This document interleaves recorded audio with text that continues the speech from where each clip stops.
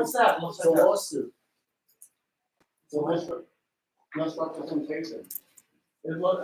What is it supposed to look like? Put all of the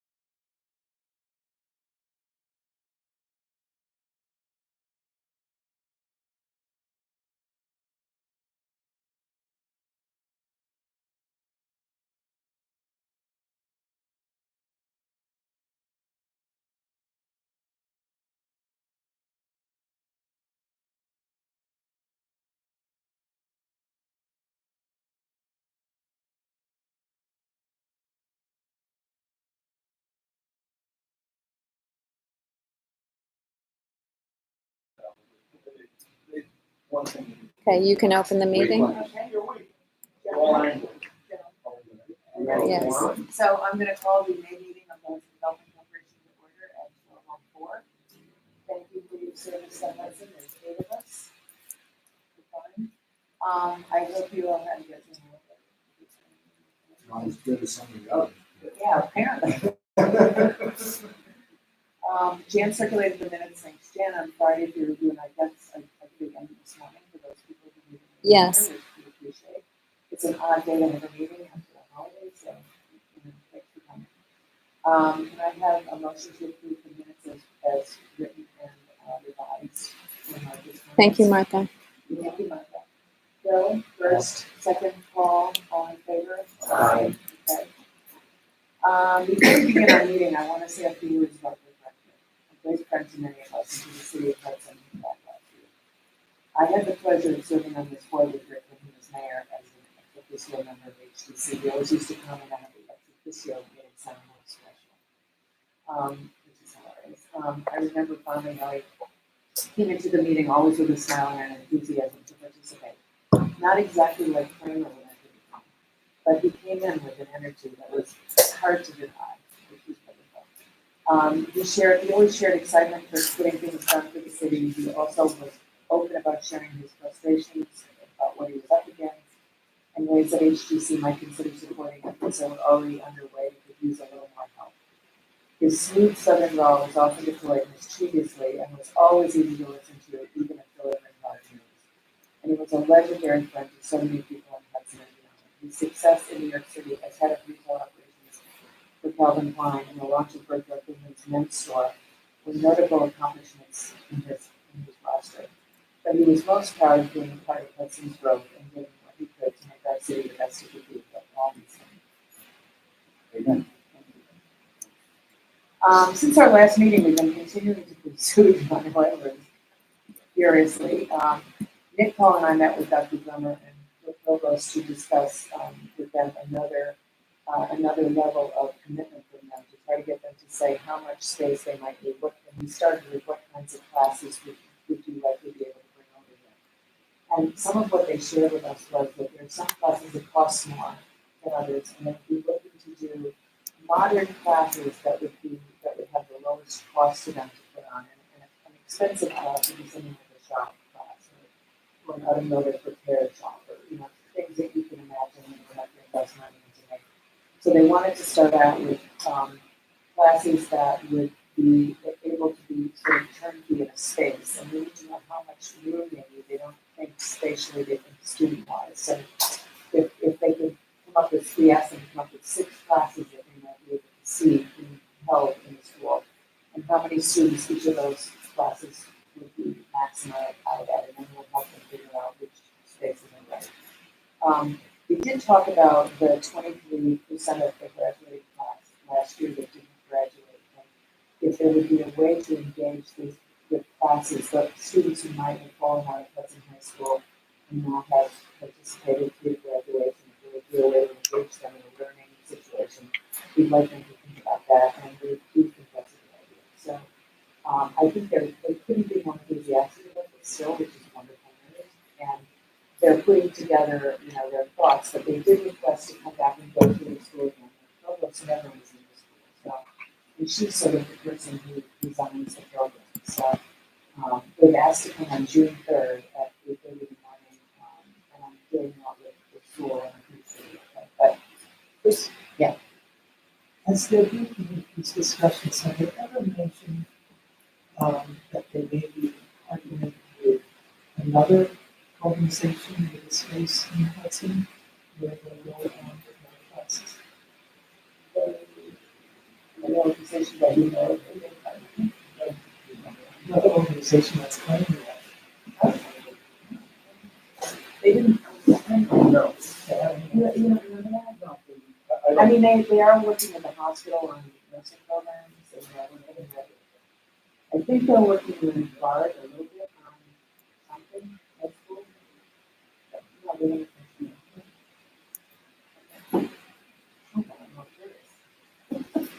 Later. So that's good. And let's see, so we're gonna do June third, any of you who wanna come to do that, we'd love to have you join us and see. The youth department director, Liz York, Peter Franklin, Calvin Lewis, who's on the school board, toured the building. They asked to come back and tour it because we're putting together their use ideas. They couldn't, they felt they needed to see the building again.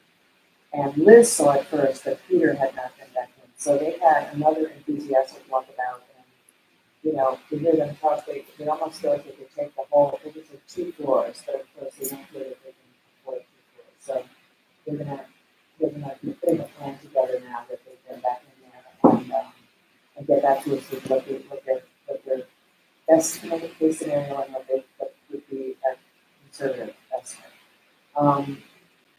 So that's coming in, I hope. So Dunham Wolf proposed a month-long engagement with us because we turned down the initial proposal to continue over the next 3 months at the cost that they were proposing. We felt that there was still enough due diligence for us to be doing as a board, which we have been doing, not be paying them while we're doing it. So they took it kind of hard, and we then got back to them and they proposed a month-long commitment to us at the cost of $5,000. And we are putting that on hold for the time being until we finish because we feel we have enough information to use what we feel is their strong suit right now, which is sitting us in front of bankers and having a full form of that is realistic. So we're putting that information together. Interestingly enough, I've been in contact with a woman named Lisa Shallett. She's the Chief Investment Officer of Wealth Management at Morgan Stanley. And I told her about this project. I told her about the school and Hudson and all about what's happening in Springfield. And her immediate response was complete enthusiasm for it. She said, "This is the kind of project that there are investors who are dying to get their hands on. It's something that doesn't necessarily have to have a great investment. It's a charitable and good works kind of a process investment."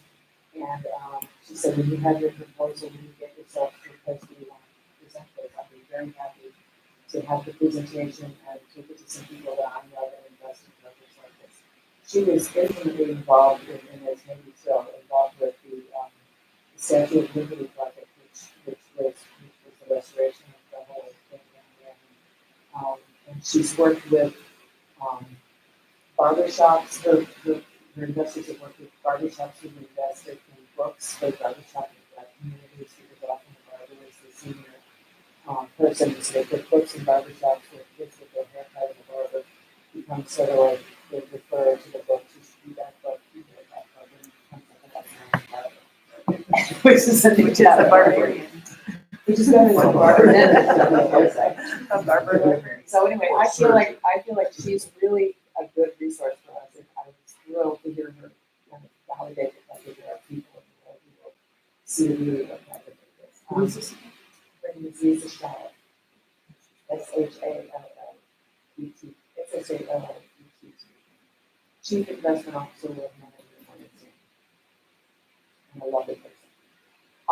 I attended the New York State Economic Development, Empire State Development, Downtown Revitalization and Issue Forum about the DRI grants, which are going into their 7th round of funding. I kind of shared this with a few people I like in there about finding out where we are with our DRI grant because the team at Empire State Development is very enthusiastic about Hudson's grant, finishing it and making it a poster person for what the grant is, which is a downtown revitalization. And in fact, the slide that they showed for the whole thing was about the Forum had Hudson Warren Street as the image. So they're totally, and I thank them for that. They're totally tuned into us. They have learned a lot of things about the DRI grant. It's a more complicated grant than they initially thought, I think. Maybe they're really complicated, but they know it takes a long time now to do it. The person who was doing it for Glens Falls got the first round grant, and there's 10 years later, he's just about to finish it up. So, and they're acknowledging that that's how long sometimes it might take. The other thing is they in future grant writing, they encourage you to keep the area that the grant is for contained, because it shows greater, you can show growth and change quicker than if it's spread out all over the place and it doesn't have a cohesive feel. So I think that's something they learned, that they're kind of like trying to, you know, even though it is the bridge district, it's pretty, it's got a lot of parts, right? And the final thing is that most of these things, the people who spoke on behalf of the grant that they received said they wouldn't have been able to do as well without them having. And that means, you know, bringing into the grant, the people, investors and funders that could get them going, get them going to spend the money to get the payback. So they're putting out some criteria for it that I think is interesting as a learning curve. I'm sorry, can your eyes be awarded to any other entity besides a municipality? Like a business improvement district? I don't know that for sure. I confirm what you're saying. Yeah. We look for the consolidated and we use a government entity. We Yeah. does something. I did get the feeling from them when I came in, they asked me about why is Hudson so anti-housing, and I said, I don't know what you're talking about. And they said, well, the whole Howard thing was really negative, you know, we need that, but I said, I don't think that was negative about the housing, I think it was the process that was being considered not right. And I think for your process, state process, a town hall meeting is required by your rules, and he said yes. And then they got into a conversation about how this house is occupied and they can't break it in, can't occupy it. So they have to move people out to get it. So that restoring New York grant might not be coming so fast towards this house. But yeah. But they do really, I mean, as they said goodbye to me, they did say we really want Hudson to finish their grant if possible. They noted the streetscape project as being one they said was since completed hers, so they seem to know that, you know, what's done is done and what isn't done isn't done. And the one that you said right off the bat was the streetscape. Do you know what is the streetscape project? Well, there's there's the one that is the sidewalks here for Front Street. Okay. I can pull it up and see. Then this was also, right, this part was, yeah. So it was this and then the sidewalks that went down Front Street, down to Basilica.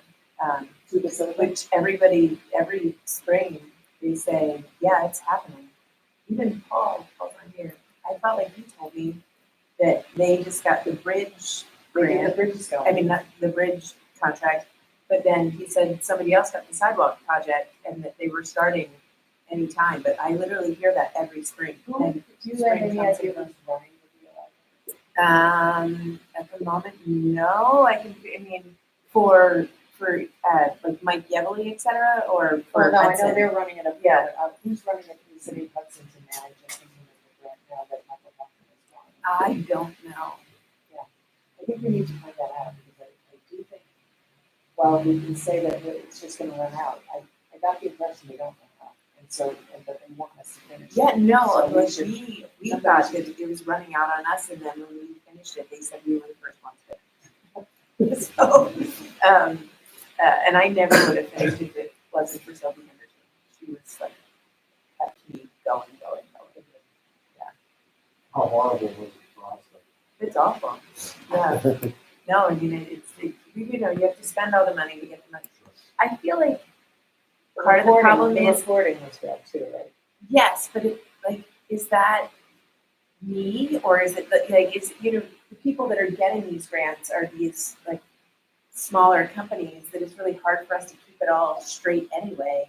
So then for me to turn, you know, I was like, is this process hard because it's us? So it's not your business. Or, yeah, where, you know, Basilica hasn't, that's part of their business model. Yeah. So they can, and that's why Sophie was so helpful, because she had overseen their process, and then she came on to kind of help us, because it's not something I do. I would be better at it next time. Yeah. So if this is all to say, it made me think that all of the things that they said, it made me think of the DRI grant. They've never given a second grant to the city, but they don't have any problem with that. And they based the grant in the John L. Edwards School might fall into some of the criteria that they were talking about as being looking for a good grant for a DRI. And that's why I want to figure out where we are in the first grant, so that we can maybe consider the DRI grant. But, it's contained, it's got many uses, it's revitalizing the area, it's got a lot in it, it's got a lot of pluses. So, I was hoping to figure out who in the city, I could call my gallery and he could tell me what each one of them is, but it seems like, I would prefer someone in our team tell us where it is before I make the white flag. You already know who the city assigned. Why don't we just, I can reach out to Michael Hoffman.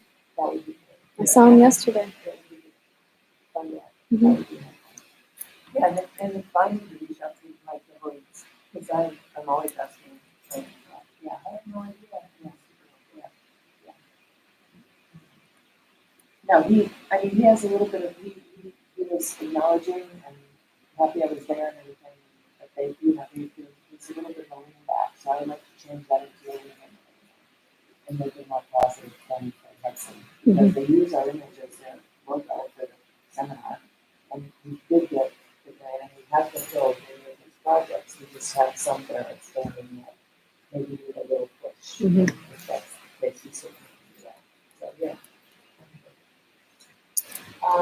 Okay, that's all I'm gonna say about that. I think it's time to turn the meeting over to Phil. I sent the financial reports out, I think on Thursday, you might have it in there, but I also made more copies of everything, which is, just kind of raise your hand over it. Oh, no, I can't. Sure. Jan wants one. No, it's up on the Oh, screen. Jan's You got want? I can do it on the screen. Yeah, Okay, yeah. good, okay, okay. Just focusing on the statement of activity, we did a call out on the bottom so you can see what is actually driving expenses on the account. The balance sheet and the income reflect regular consistency on the revenue side, so the variations are obviously on the expense side for the following reasons, and it pretty much is all concentrated in what you'll see on the bottom. Is that page 1? It's called the statement of activity, and on the bottom is breakdown of professional fees. Okay. Phil, that's very helpful, thank you. So Here? if you just take a look at that for 2 seconds. Dan and Wolf, we all know and we work with and benefited from. They're on pause right now because that's later winning for how we bring them in. Harris Beach are the folks in Rochester who were extremely helpful on the fact that we got our Harris done accurately and with no games. We also did our policy, we don't want to have to do that, the policies that we didn't have that we needed to have. Jessica is, and I gotta say I'm great, but Jessica's a terrific time. So I think the job's still good. She's super bright on the goals what she and I and Rick have been working on for the last couple of weeks. SVP is Susan Van Tassel, our bookkeeper, and UHY are on the auditors. So there may be a few other things that I missed in terms of fees, but that's the whole of it. It's 74 grand so far. We anticipate as we do the stuff we have to do and collect additional information about the building, particularly remediation and other stuff that will need other services going forward. Thank you, Lori. But I'll keep on breaking up this category Great. so that we can watch it and catch it each item that goes into it. I don't see any particular significant changes in the balance sheet. And, unless you have questions, that's another. questions? Okay. So if I could have a motion to do that. So moved. Thank you, Martha. Second. And Paul seconding. All in Aye. favor? Thank you very much. Any opposed? Thank you. This is a very helpful thing, and it'll be very helpful going forward. I reckon what will happen is that I'll roll into the other services that you call out. Okay, next on the agenda is the contract, for the school. John, do you want to say anything about that? I mean, I've spoken to Crystal about it, and she's. I haven't really spoken, I haven't spoken to her at all. She said this is a really boilerplate contract, it doesn't bizarre. Last week we did, decide we would see if for $1 a year, for the term of our right of first offer, have, access to the fields the other 10 years. Because when we walked through the youth department, they were talking about, activities for high school kids on the store. That might be work related, climbing, kinds of activities like that. So, we asked for $1 to have the properties for $1 a year, period, and we were unable to give us that. So, we're kind of at a place now where we were looking to sign a contract in the next week or so. I think we need some rights to try and go down the bus somewhere. They kind of walked away from that term. Who knows? You can go. But I don't know about that. And we were talking about having a road go behind the building that would come down one side and go up the other. And Britt felt that she, her information and site plan tells her that we would need a fire truck to go up the down the alley either, so that's because it's not really an handy place, so it's going down. For the school, you don't want us to have access. And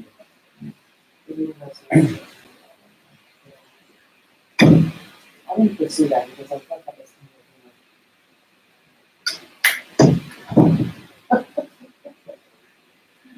But I mean, but the idea, were they aware of it, that it was, the youth department looking into it? Because that would have been something that Calvin might have been able to delay on. And it might have been that. Oh, I didn't know that. I'm just curious if they, Okay, I'll I ask. mean, we're I'll not. ask, Crystal's talking on this through, so I'll read after it, just so see. But anyway, we're coming to the place where we're gonna sign the contract. This is gonna require it. When, and I'll ask the guys to gather up. I would say that, it's to your point, on the phone, you don't wanna delay the contract signing too long. I don't, it's outstanding going forward and so on. So I would say within the next week or so. All right, then I gotta get in touch with the boys. Okay. Raise some care. And then the second part of that is that the phase 1 in Roundel, which we're gonna talk about later, has a time limit. And once you start it, it only works for so long, so you have to have time to start it after. Okay. Okay,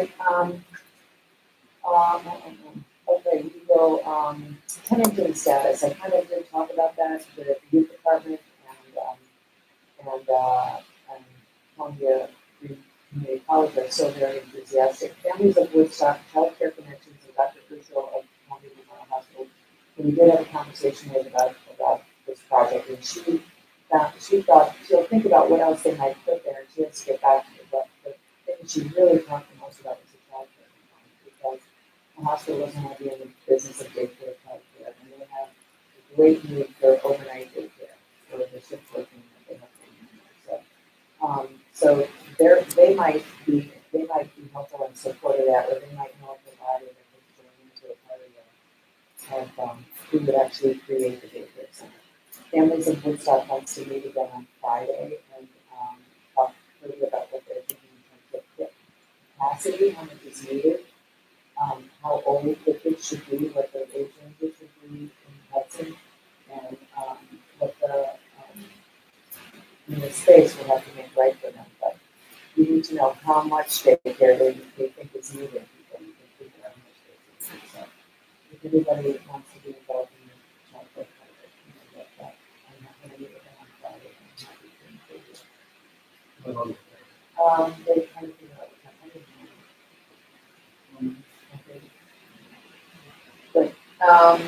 The Culinary Institute of America has reached out to them to speak with them. They are interested. They've done this in other places. They have programs that are 12 weeks and 14 weeks long.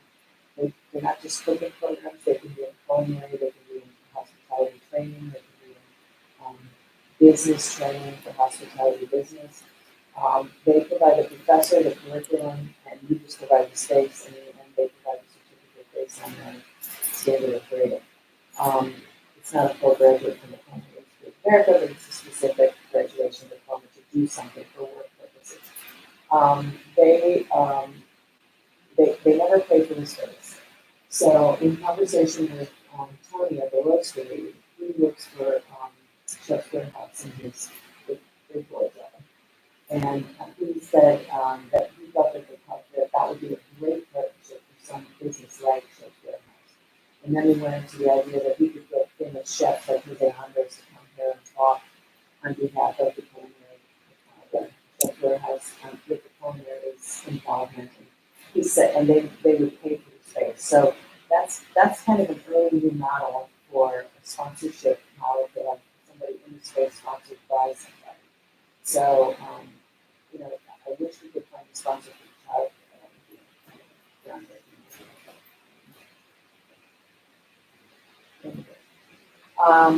We're going to reach out to BART again. Paul and I had a meeting with their high school team, the high school, BART High School for College, that's taking place here for a number of years in Hudson, and it's a successful program, but they'd like to expand it. They have been living in Galvin's building, so they're looking for new space. The people we met with were talking about, we can afford to pay. So we feel like we need to speak to a higher level in the development office to understand, what their need is, not just for that program, but maybe another program. We'll rotate back with the childcare. Yeah. A sponsor for childcare, but your conversation with the hospital, even though they don't want to be in the business, do they consider sponsoring the just curious. If that could be proposed to them. It may end up being. I mean, I was thinking of something like Pampers, but Oh. but I did it. That the hospital. Well, they should give us, 50 grand, 100 grand a year, and put a little plaque on the door. It says, sponsored by. They want something bigger than that, put a sign above the door for a million. We can do that. Coca-Cola. All law schools have to do, that's what they do, all the rooms are sponsored by the law firms. That's good. That's kind of a good idea. Uh-oh. One more thing. So BART is still on our radar. We haven't really scratched the surface with Questar, although I did go to a presentation, somebody was with me at the school, but you guys were with school with them and made that presentation. Yes. About all the programs that they have and all the money that Hudson High School is paying them to do those programs. It's like $5 million a year. And that there were some bright and shiny stars in that presentation, I think, for Questar. They had big thinking. So my hope would be that I could finally get in touch with someone. I've been calling in there since February to try to find a meeting for their person to talk to, and I haven't gotten anywhere. So if anybody knows anybody in Questar that would be good to jump in on, that would be really helpful. I don't want to leave them out and say they have what. I know that Questar was doing stuff with the chamber at one point, where they would have people come and speak. I mean, So they were doing like that. I'll take that. The other thing is, the other groups that have reached out or haven't, but I think have one of the opportunities for the conversation with Katie Hogan and I inspired her to kind of find a time when we sit down and talk. She's been very busy opening and building the circles. Then instead of circus, I thought I would talk to Stephanie, and some of us would talk to Stephanie and see what her needs are. The gym would be perfect for her as we come out. And any other Hudson groups that, would be interested in hearing more about it. I do owe a conversation to the Hudson City Housing team about it. Because they've been trying to talk about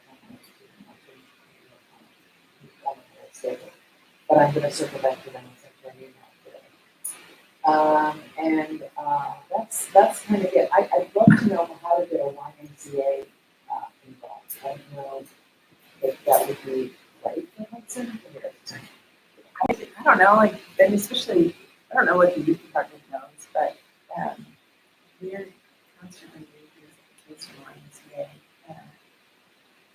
And, yeah, and our son is also involved in the youth department here in Hudson. Seems like, Well, it's worth a conversation to get to know at least, so you know that YMCA's are privately owned. Right? I have no idea. And they never get the one that they have to raise so much money themselves. I mean, it's completely wrong. I don't know if you know. Yeah. I don't know. I haven't done anything about it, but it's something that more than one person said, we're gonna have to see anything. Of course, it does have the gym, but then they You need need a pool. to do it. Well, we have a pool here in Hudson. The With the high school. high school has a pool, and Tonic Hills has a pool. People drive from the Rhine Bank, it's in the swim. This is a really nice. Okay, and they let you rent it for birthday parties. they do. That sounds like fun. Okay, so, that's kind of the tenant strategy, the Dunham Wolf idea. They came back to us with a 1 month strategy. It would start May 20th and go through June 20th. They would be towards, moving that slowly towards our pro forma and, trying to get some banking contacts, which is what we feel that really we'd like them to help us with that. And they, but we really need to have a good pro forma before we do that because they told us in our last consultation that unless we had a good pro forma, first impression may not be good for them. We didn't get a second chance to do that. So we're putting them on hold. If they gave us, they told charge us $5,000 for the month, which is $10,000 less than what they were charging us for the last time, which is good. But we're gonna have to see where we come out at the end of this month and what the next steps would be. But I do think eventually we might just hire them to put us in front of banks that might be that have some best use for us. I continue to think there's incredible value in them, but we need to drive them towards actual specific deliverables as opposed to overseeing us. And enjoy and that is great. Okay.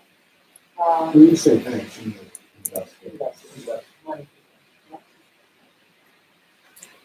Okay, Phil and Jess and Rick have been working on the granting scheme. And I'm wondering if Phil, you could give us a brief overview of that. What's going on? We're focusing right now on the New York State Consolidated application, which is an umbrella for a number of different grants. So the initial task is to get it done because we're not qualified for some of them, or they don't connect to what we're doing, or they require government aid as the applying entity and so on and so forth. I had kind of directed ourselves to look first at pre-development, to get out the pro forma and the other bells and whistles. We're not ready for the development grant, but we were very much ready for a pre-development grant and grants. And we identified 3 that I'll try to describe real quick that we intend to go after and tend to do a really good job at any or all of these. They're different from one another, there are different government entities involved in them, but I tried to create a mnemonic device on what all of these have in common, even though the specificities are different. which is we need to be totally clear about the concept. In terms of these particular grants, we don't need total project costs. We need costs associated with redevelopment, engineering, all that stuff. Okay. So they're not about building quite yet. So concept, cost for the stage we're at, credibility, who we are and what we've done, community, and that means a bunch of things that we identified. But the state gives you a lot of hints, frankly, through this process on what they're looking for and what they feel is important. So there's not a lot of guesswork in what we need to address. And then capacity, the very specific about who's going to be running that. Even at this stage, we have people on the team who will take responsibility for using the money wisely. Most all of these are in varying degrees matching or require some degree of match. Bless you, computer. But they're not small either. These go in there.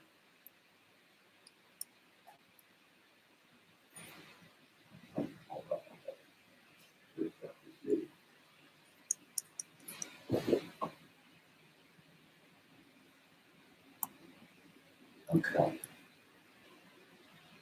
So these are all planning and feasibility stage activity, and they're all a little bit different from one another. When y'all go home over the next couple of days, we've also prepared worksheets for each one of these in terms of what the data requirements are, et cetera. And thank God for Britt on the team, because in many cases, they don't want you to just talk about what you're doing, they want you to drive. So it gets to a degree of specificity, yet there's a fair amount of latitude, because we're actually good fit with a lot of this stuff. There's something called ESD, and I'll describe that. It's a strategic planning and feasibility piece of work. Matches 50% up to 100 grand. Designed to support the planning and analyses of phases and projects that have the potential to lead to economic and job creation in New York State. Second, and it doesn't mean exactly it's the second one I'm talking about, the Environmental Protection Fund for Parks Preservation and Heritage, matching award of 50% up to $675,000. Acquisition, development, planning, parks and recreational facilities to preserve, rehabilitate, restore lands, waters, or structures, recreation, conservation, et cetera, and so on. So it has an open window to a lot of what we're talking about. And something called New York Main Street, but you don't have to be on Main Street.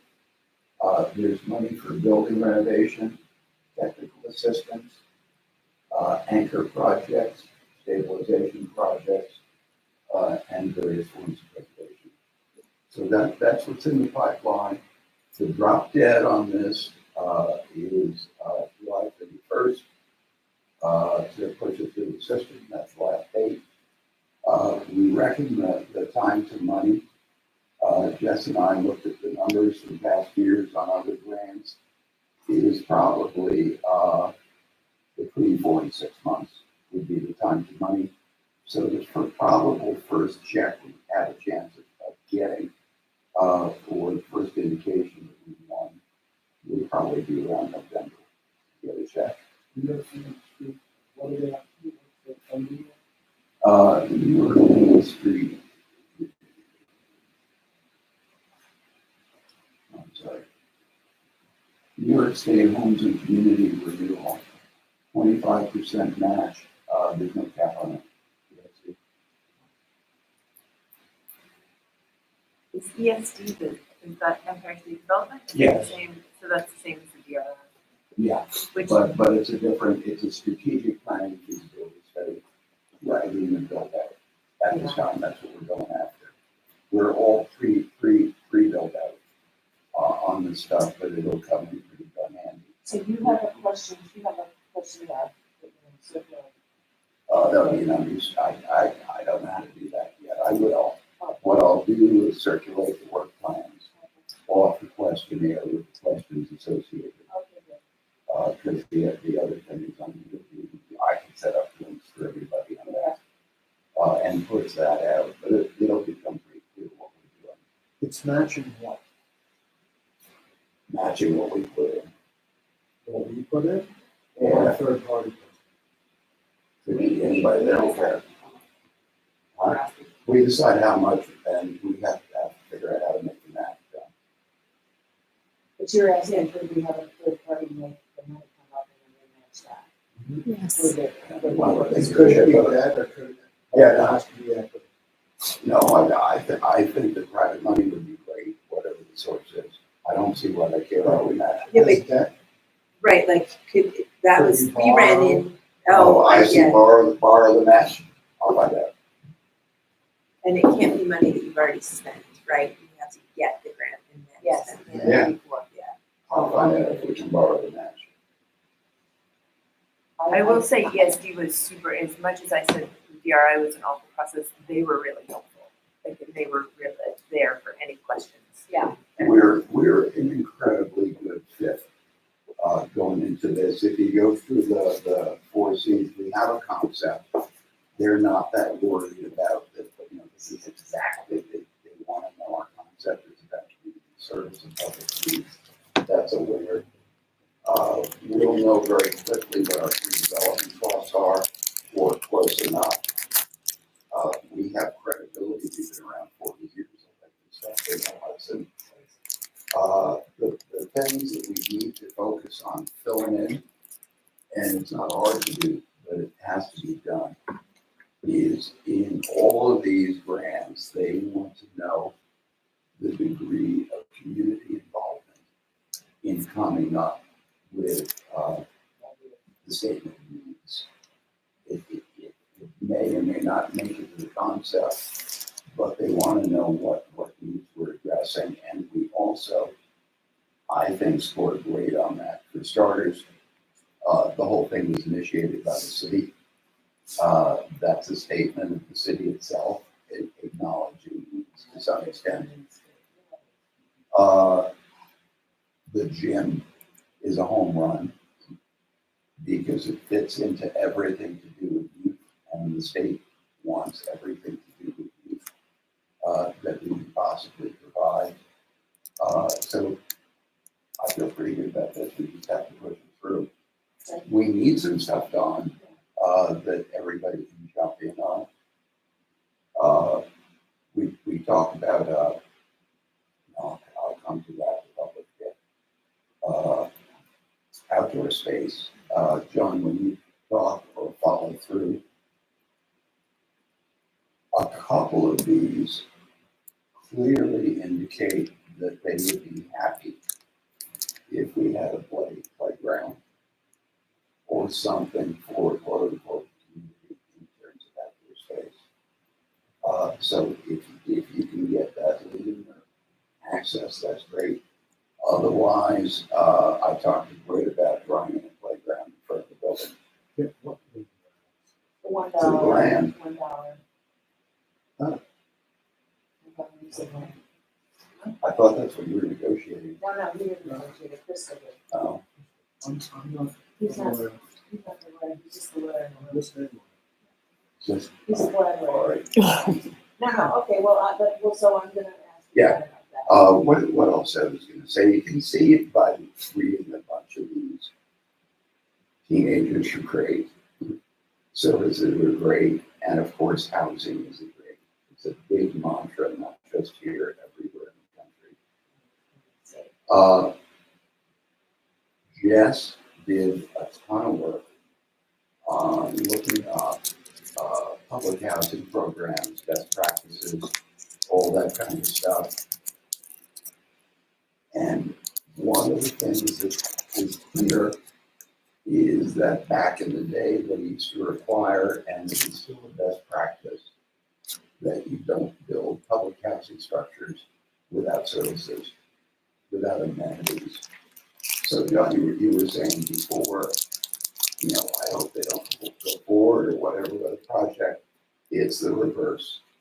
From our point of view and the state's point of view, the degree to which we are offering services and amenities to housing and development on the north side of town is a home run for us, because we don't have to get into a debate of either or. We are the entity providing the amenities that should exist to make these projects into a community and into a neighborhood. And that's a winning run. It will impact negatively on the proposed development of housing or positively? I didn't mean it that way. I meant it's a story to tell. Sure, oh, I know it's that, That's all. but I'm just curious if how that would be seen by a developer. Maybe they would want to be tied in. Yeah. Because we're providing them with something that traditionally been supposedly part of it, but it never was. I think absolutely at some point, but we gotta keep on trucking. I read that the HHA, whatever they have, we're actually talking about amenities. So everybody gets it. It's in the air, but we're well positioned either way. So on top of that messaging, all of that messaging, I just wanna introduce that Lisa Shallett, when she was talking, and she said, I said, what kind of information do you need for these investors we wanted to see? And we heard it from a couple of people, but like a quantitative, a projected effect is something that we should be trying to start doing. Impact? Yeah, the projected effect of this project. Non-financial. Childcare might be that, the education of the 23% of the kids who don't graduate from Hudson High School, maybe 20 of those kids will be trained to do something with a living. This wasn't there a guy who presented to the Business Coalition whose specialty is the soft economic impact. That's Neil. It's what he do. I wonder if it's worth reaching out to him. Yeah. He said he's happy to help. Or I will if you want me to, because that is, he has this unique specialty in quantifying impact. It's right up our strap, so that would be a home run. Okay, that's good. So And then I think, that's any where we're questions at. on the grant update?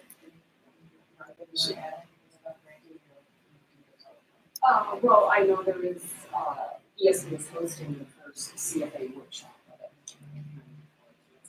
And then there will be one here at the meeting, at least 4 to 6 weeks before the deadline. Oh, they will be putting it up. If you've got dates, you can ship them to Phil. Yes. Yeah, the local one hasn't been scheduled yet. Okay, anything that comes up.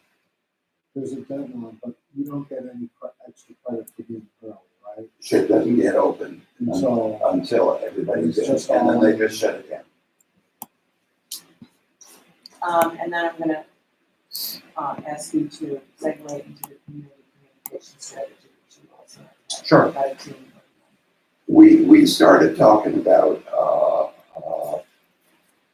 whether you want to call it, a Q&A, a kickoff, a public presentation, and sharing of what we're doing, because it's all those things. And Chris was saying, well, this is about messaging, it's about communication, which it very much is. And I met with Seth and Jan, and said this would be an area where we would love your skill and knowledge in different ways, and the best ways to reach out to people with the story. Yes, we're going to do a public meeting, but there also needs to be messaging, announcement of stuff, if we hit a milestone or a benchmark, to create all the momentum we possibly can. It's a good record to have done so, to reach out to the community for anything the state does. They want to hear about that, how people participated, and it also can create a bit of pressure or energy or excitement, however you want to think about it, on potential tenants, private owners, etc. So we just met once. What we're planning to do is Jess and I and Rick will organize a bunch of content. We're going to push it out to these guys, and we'll work together with a content team and a placement team and try to do this in a pretty professional way. In terms of the public meeting, I would think we would be best served to get that done before the July 31st deadline.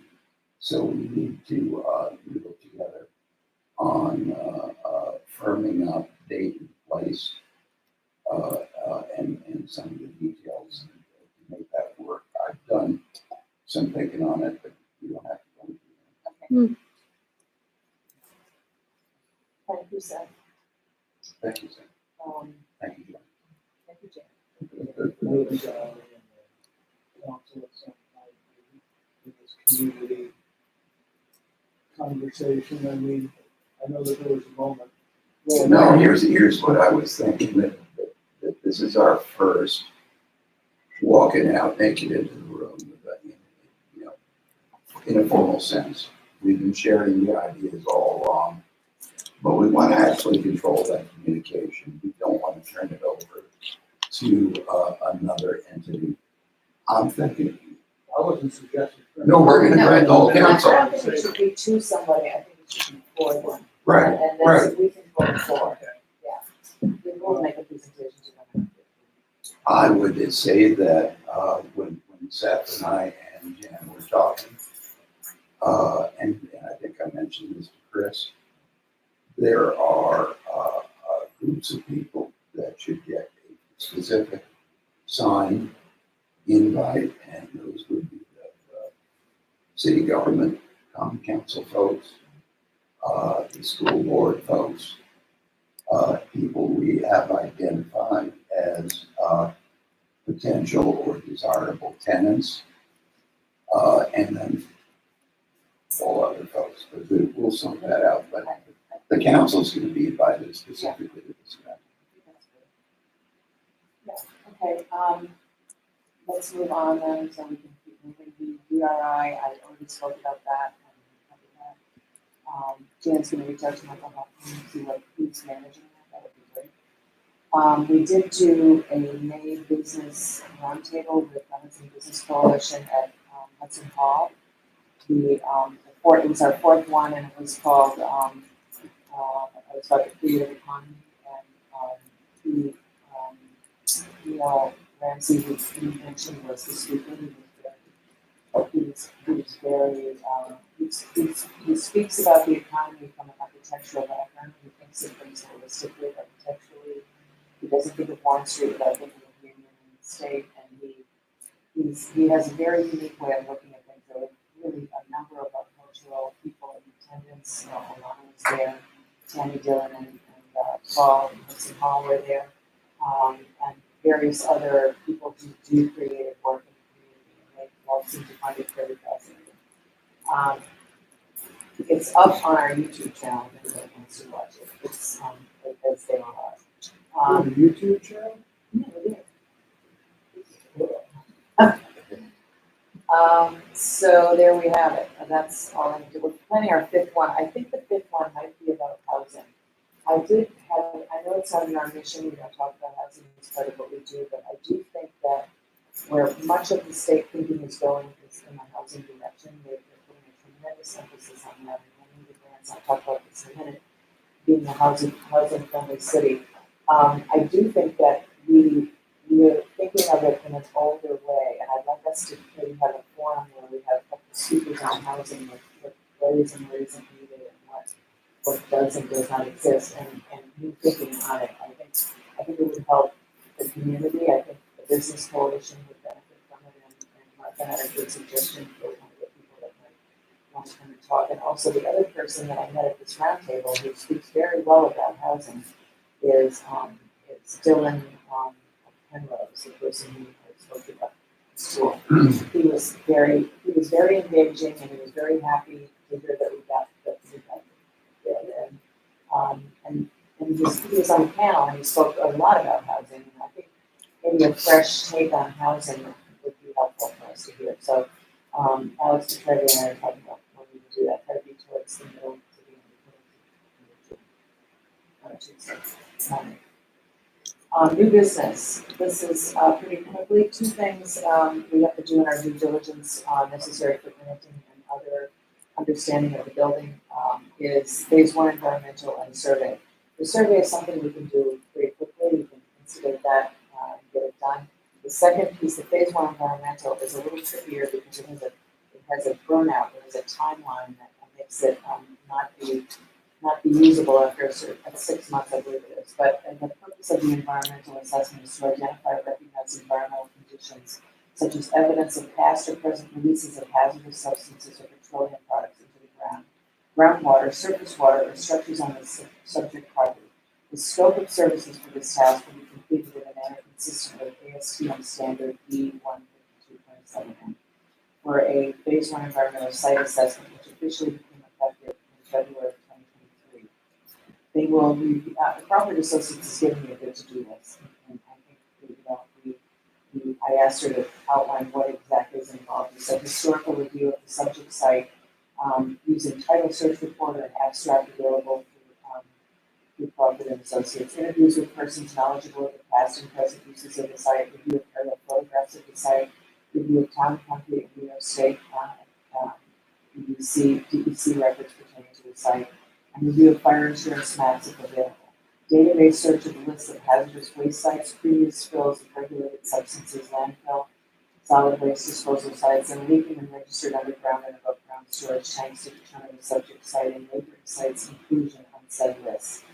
Site reconnaissance, including the interior and exterior of the structures and visual observance of neighboring properties to identify areas of concern, and a determination of the geologic, hydrologic, and topographic conditions of the site through visual observations and published maps. They will prepare a report detailing all of the above methodologies and including a detailed list of findings. This is something that you then would use to go forward for financing, and some grants would maybe require this. They will require permission and authorization to be on the site. The current property owners of their legal representatives are conducting reconnaissance.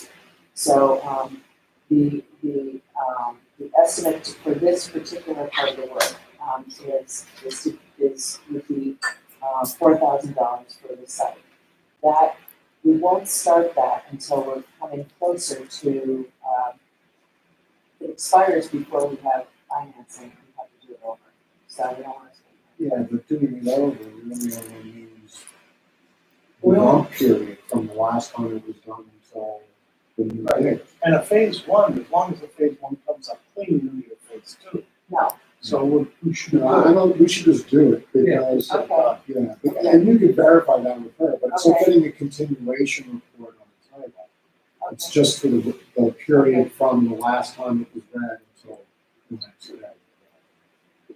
Not necessarily about that. Okay. Yeah, we have it done. Okay, so, And if there's anything in there we need to know about. we gotta. Yeah, we gotta know make it happen, yeah. Okay, yeah, well, the second is the site survey. This is the cost, they gave us a cost for both properties. We're just gonna do the one that we're interested in. The cost to do the survey for the school building, 5 acre site is $5,800. And they asked us to sign a contract. Who's, oh, that's awful. The survey business is way behind. Enough. Yeah, So, I didn't know they had I didn't know they had a survey team. oh they have a very good survey. They've all surveyed. Yeah. They did. That's, People who know, I can't, it's only there, it's a very. I met him and he's, everybody thinks he's the best in there. So. Okay, so that's where we are with that, and I would like to go ahead and approve these engineering expenses, have a motion to approve these engineering expenses, if I can have that. so, it's kind of, But these are separate quotes or it's all one? It's, well, I went to her and I said, I just want to quote, she gave me all, but I said, I just want to quote for the phase one for the school building property, not the other field that we don't have on. And also a boundary survey just for the school market field. And they're all here, but she said, just cross off the ones you don't want. So I said, well, I have to get the board to approve this. What I'll do is I'll write out what it is, what we approve, and then that'll be what we do for it. So- it's not. So it's 4,000 for the environmental phase one and 5,800 for site. Exactly. 9,800. So 9.8 is what you're asking for. Yes. And 3,000. Make a motion to approve Motion to 9.8. approve. Okay. First, second, Bill, John, all in favor? that means we'll get a fast survey. We won't be waiting. We won't be waiting. Just to the head of the line? Well, I found out this is, I have to see their life, so. It's not cigars. Okay, this is a gnarly thing that came up in keeping with going to that meeting, which has to do with being designated as a pro-housing community. And this is something that the state has hooked up as a pro-housing community program. They would like cities who are applying for a lot of the grants that they're giving to be designated as a pro-housing community. The pro-housing community program provides a certification program for local governments that are taking action to support housing growth to address the housing shortage through the state. Obtaining certification is now required to be eligible for specific discretionary funding grants. There's two ways to do this. Option one, communities can show their housing permitting has increased by a set percentage in the last year or an aggregate of the last 3 years, and will submit the permitting documentation, planning and building permits to be considered for designation. In addition, these communities will be required to submit documentation on the zoning code, zoning map, and last 5 years of housing permitting, including planning, zoning, site plans, and building permits. This sounds like a huge undertaking. Sounds like somebody's cousin needing a job. Option two, communities that have not yet seen housing growth can also achieve pro-housing community designation. The community can take the following actions to achieve that.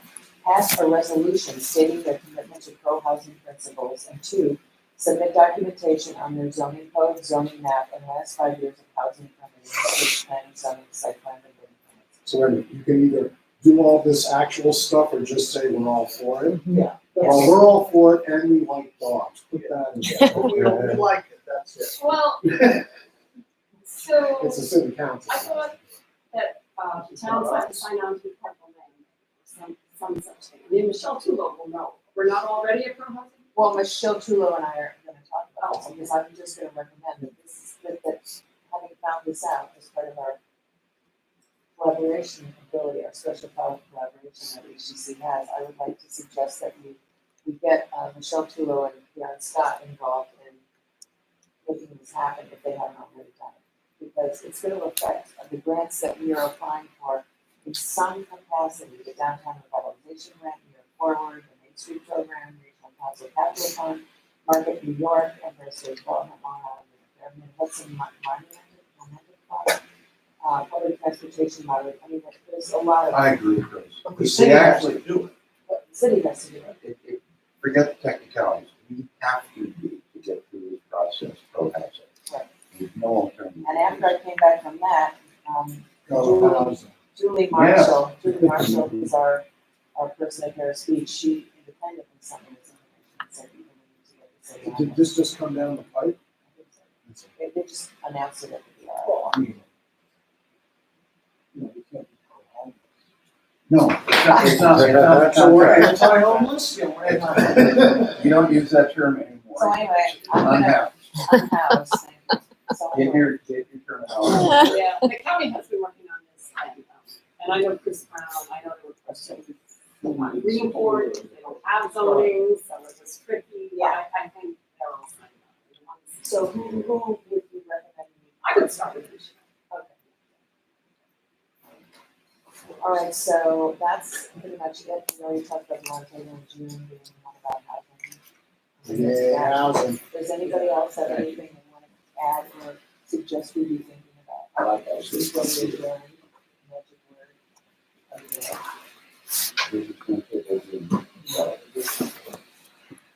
So our next meeting would be, with, let me just check. Next meeting would be, the 25th of June. What the calendar do that. Did you say that the Biz Roundtable is June 5th? It's, no, it's gonna be mid-June. so Mid-June. I gotta figure out who's available. Thank you. Okay. Thank you. Thank you all. Paul, you have anything? All right, I have a motion to adjourn the May meeting of HDC. Wait, that's what you- Bill, Paul, and, second, Nick. All in favor? Aye. Did we get folks online? No. Meeting adjourned. No,